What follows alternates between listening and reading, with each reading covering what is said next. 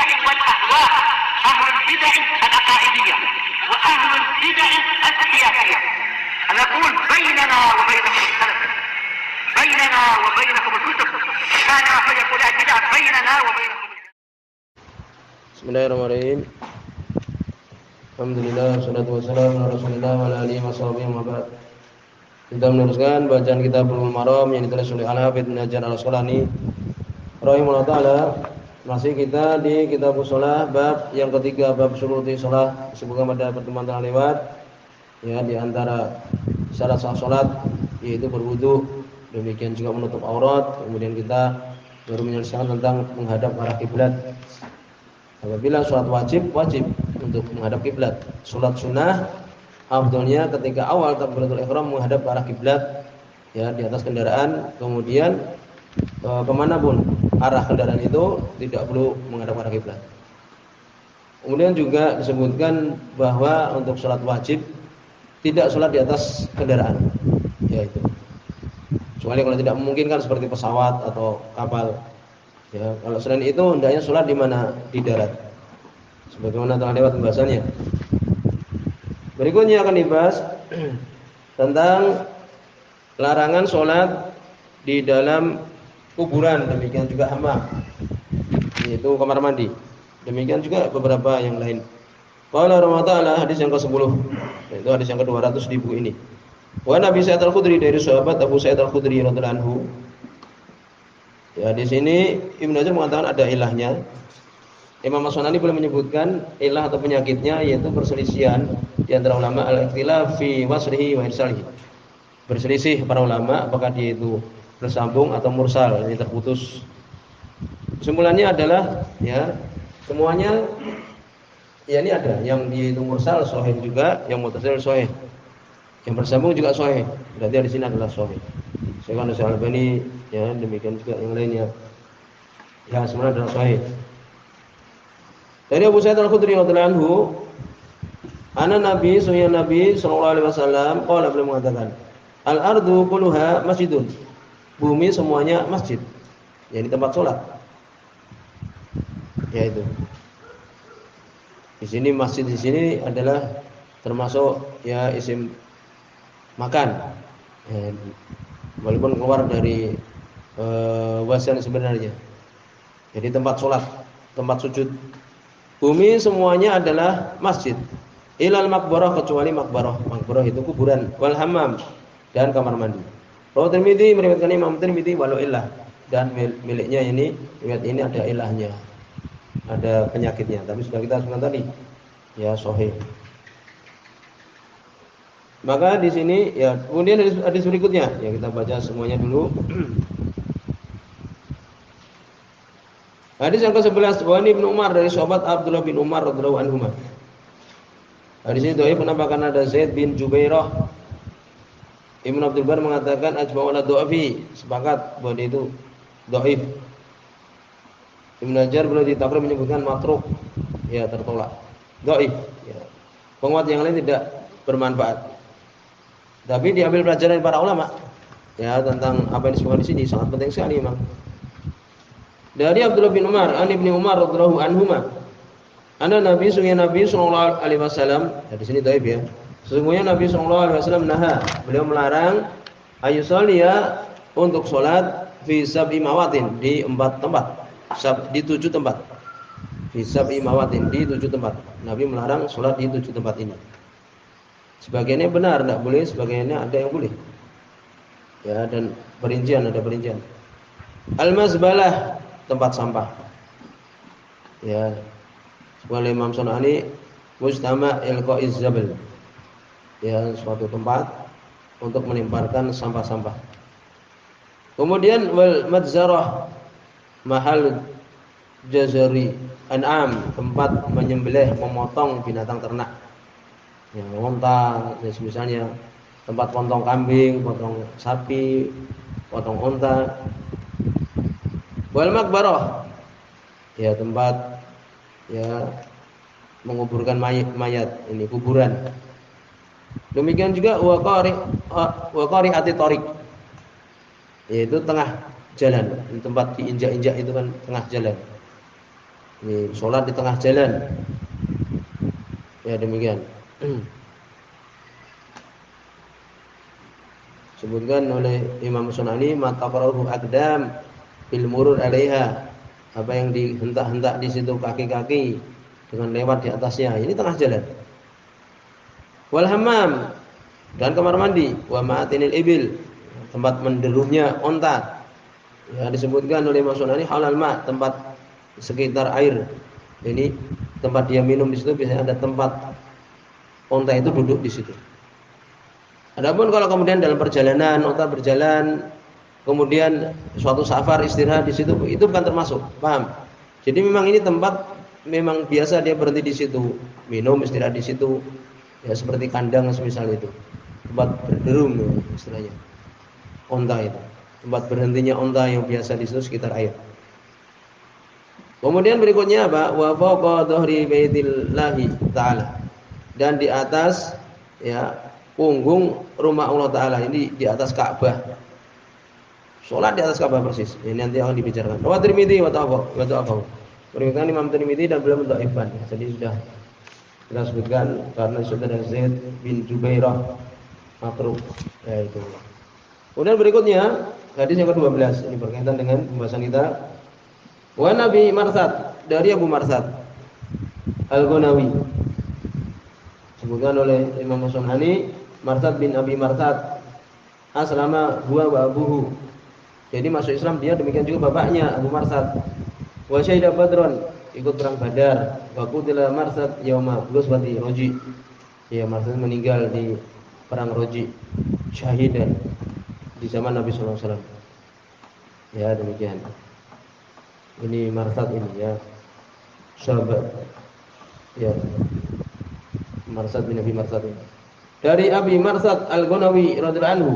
Semua Imam Muslim di sini ya. Qala beliau mengatakan, "Sami itu Rasulullah, aku mendengar Rasulullah sallallahu alaihi wasallam yaqul," beliau mengatakan, "La tusallu ilal kubur." Jangan kalian salat ya menghadap kuburan. Jangan ini, jangan salat menghadap kuburan. Berarti salat di kuburan apa? Tidak sah. Ini sebenarnya demikian. Kecuali salat jenazah ya kalau ada keperluan. Wala tajlisu 'alaiha, dan jangan duduk-duduk kalian di atas kuburan, di atasnya. Rawi Tirmidzi, meriwayatkan Imam At-Tirmidzi rahimahullah. Ya ini. Jadi sedikit banyak pembahasan kita ini berarti pembahasan tentang tempat-tempat yang tidak boleh salat. Sebutkan oleh Imam Sunani hadis dalil ala anal ardh kullaha tasihu biha shalah. Di sini menunjukkan bahwa bumi, muka bumi itu semuanya sah salat di dalamnya. Salat di atas bumi itu. Ma'adal maqbarah, kecuali kuburan. Wa yallati tudfanu fil mauta, itu tempat yang digunakan untuk menguburkan mayit-mayit.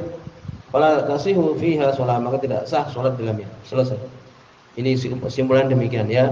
Ada jadi perselisihan, sebagian mengatakan boleh. Ya sebagian mengatakan makruh saja, salatnya sah, tapi kesimpulannya adalah apa? Tidak sah. Sehingga beliau mengatakan Imam Sunani, wa qila tukrahu lagir. Ada yang mengatakan makruh, tidak ada yang lain, makruh saja. Qala Ahmad bin Hanbal beliau mengatakan wa ta'ala la tasihu fi shalah, tidak sah salat di kuburan. Sudah gitu.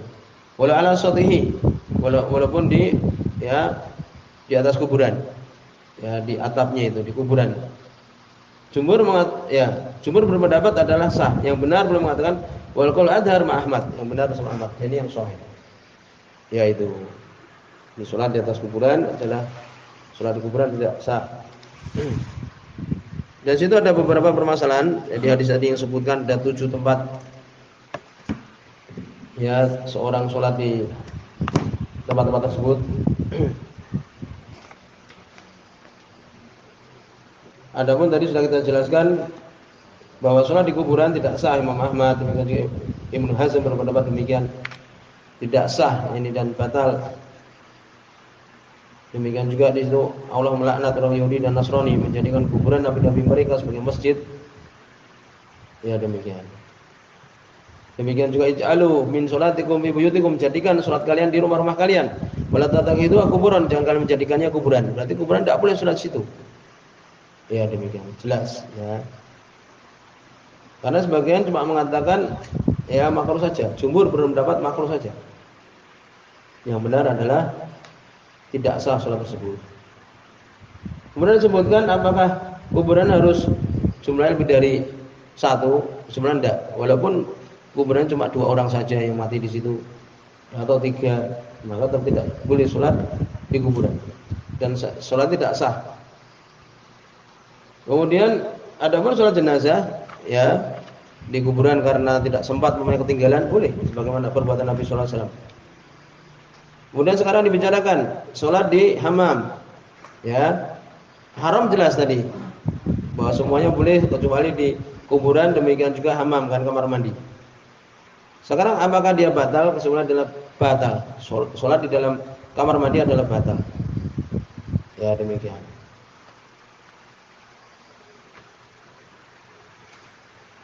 Karena hadis tadi ya yang dia itu adalah mengkhususkan dari hadis wa juliat liyal ardu masjidan wa tahuran, dijadikan untuk bumi itu sebagai masjid dan tahur, ya, ini sebagai alat untuk bertayamum. Ya demikian. Jadi dikhususkan dengan hadis yang tadi kita baca menunjukkan apa? Batal salat di kuburan. Kemudian juga disebutkan tempat yang di situ ada najisnya juga tidak sah. Adapun salat di ya tempat tadi memotong onta, memotong kambing dan sebagainya. Demikian juga bahkan masbalah, tempat sampah yang mungkin tidak sampai najis dan sebagainya. Ya, demikian juga di jalan. Ya jelas itu adalah suatu kesalahan ya, tetapi kalau dikatakan sah atau tidak sah ya sah. Hadis itu tidak ada hadis yang sahih menunjukkan bahwa itu adalah tidak sah. Paham? Kalau mengganggu ya mengganggu namanya jalan kan demikian. Demikian juga tempat sampah, di situ ada tempat sampah cuma untuk barang-barang seperti plastik yang dibuang di situ. Demikian juga tadi tempat memotong kambing yang tidak ada di situ najis dan sebagainya, maka sah salat tersebut. Kan demikian. Kemudian disebutkan adapun tempat berhentinya onta tadi yang kita sebutkan yang memang di situ tempatnya berhenti dia sekitar air tempat dia minum, maka itu adalah tidak boleh. Sudah ada hadis Bara bin Azib radhiyallahu anhu yang dibawa oleh Imam Ahmad di Sahih bahwa Nabi sallallahu alaihi wasallam mengatakan la tusallu fi mabarikil ibil. Tidak selesai. Jangan kalian sholat di tempat berhentinya unta. Itu tadi. Ini berarti menunjukkan larangan Nabi menunjukkan apa? Tidak boleh. Haram dan tidak sah sholat di situ. Wallahu alam ya. Demikian juga disebutkan di situ ya tempat-tempat syaitan. Ya demikian. Luzumi syaitan laha, syaitan ada di situ. Di ma'atin tempat berhentinya unta-unta itu. Adapun kalau tempat berhenti ketika orang safar maka tidak termasuk. Ya dia bawa unta kemudian unta yang istirahat di situ kemudian pergi lagi tidak termasuk. Kemudian sholat di atas Ka'bah. Di sini kan dhaif, tapi kita harus bicarakan.